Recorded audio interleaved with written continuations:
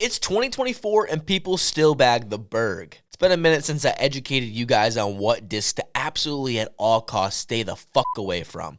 By no means am I claiming to be a disc expert, just like to overshare my opinion like everyone who throws it in of a pig. No, I don't care what the thumb track is supposed to do, it doesn't change the fact the pig is a shittier version of the zone. And if you somehow putt with this thing, all I ask is who hurt you and how can I help? Seriously, stop trying to be the I'm different guy. You're worse than the dude missing 15-foot turbo putts with his damn Berg. Speaking of that piece of shit wannabe UFO, if you still have this waste of plastic anywhere near your bag, do yourself a favor and toss it out next garbage day. It's time to grow up. And no, I'm not talking about the Berg X, which was definitely just a cash grab to all you castanuts. Don't even try to tell me that the rim is slightly more curved. It's the same when you got scammed. Just admit it. My first Berg throw was into a pond. I took that as a sign and moved on. Just like the rest of you sitting there barely paying attention because of how aggressively you're typing out your hate comment. I can already picture it. My Berg goes 150 feet dead straight no matter how hard I throw it. You obviously just don't know how to throw one, you stupid ugly piece of shit. Hurtful, semi-true, but I stand by my opinion. The Berg sucks. Please don't go into the new year still throwing a glitch. We all had our fun, but it's time to put your big boy pants on and throw a real approach disc. If anything, this disc is hurting your game more than it's helping. Most people I know who bag a glitch try harder to find a reason to throw it than using it for an actual reason. Sure, if you want to give an extra run at your 100-foot par putt, go for it. But when it sails past the basket for your shaky 20-foot putt for bogey, you're going to be asking yourself why you didn't just jump it. I'm a hypocrite. I have one in my bag, but I only got it because an old man gave it to me in the parking lot of a Cracker Barrel I was staying at. That's a story for another day. But I'll be honest, the only reasons it's in my bag is to 1, tell that story, and 2, maybe I'll toss it on forehand Annie that'll float to wherever I need it to go. Other than that, I don't see a purpose for this disc. I was going to make a joke about people putting with the glitch, but people don't do that, right?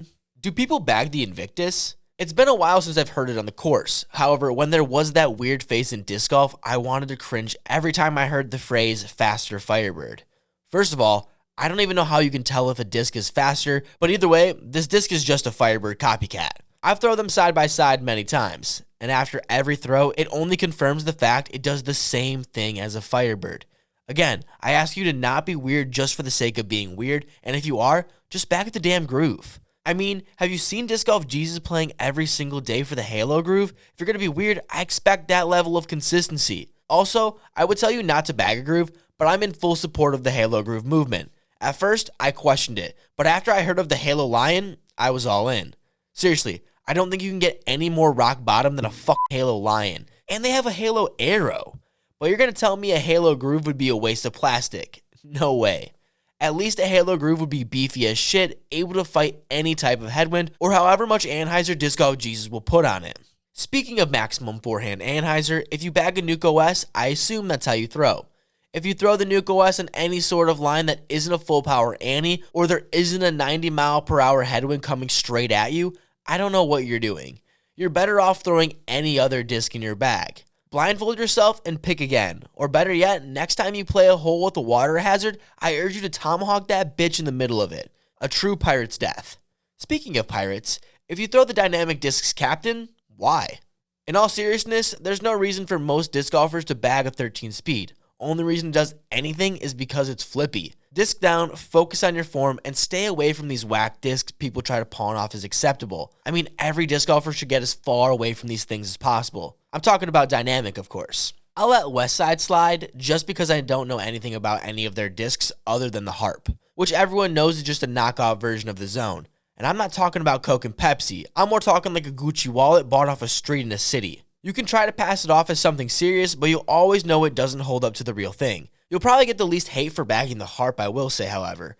At one point in time, the debate used to be Harp versus Zone, but I think most people have come to their senses now. I mean, if you bag the Pig, it's only because you were an Innova fan before the Toro. And if you bag that, it's only because you're sponsored by Innova, because no one is voluntarily throwing any sort of AVR3 variety. I don't care if you throw an X at the end of it.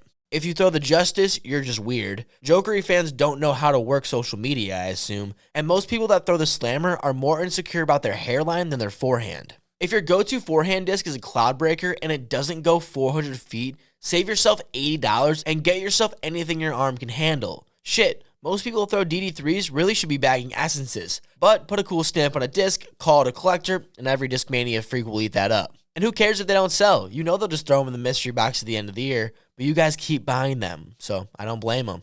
I don't know if this is an unpopular opinion or not, but frankly, I don't care. Discmania doesn't have a single good midrange. There, I said it. I might just be turned off by the names, but I've never wanted to throw any version of an MD more than a handful of times. They're just basic. But I guess that's kind of what midranges are. I might just be mad at all those people handing over their money to Discmania just to hang a fucking midrange. Saying it out loud just pisses me off. This is the usual time I would talk mad trash about the dynamic disc's truth, about how awful of a disc it is, and for everyone who throws it, I have to use hand sanitizer after fist bumping them. That was the old me. It's 2024, and I'm above all that. So I won't even mention that the truth is the single worst disc on the market. If you're wondering who hurt me and why their favorite disc was the truth, I'll tell the story 2 years later, but for now the case closed. You guys are going to make me say it, aren't you? Please take the time lapse out of your bag.